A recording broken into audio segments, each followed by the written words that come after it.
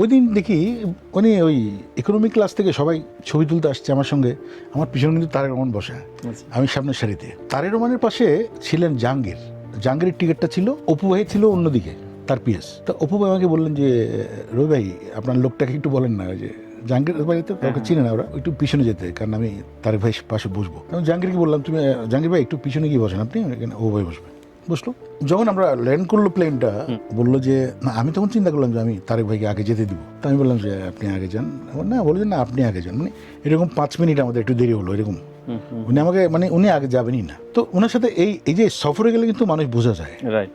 আমি নেমে দেখলাম যে 500 লোক তাকে রিসিভ করার জন্য। সান অফ প্রাইম মিনিস্টারের ছেলে সে, তখন কোনো অহংকার নেই, কত জেন্টেল ভদ্র মানুষ।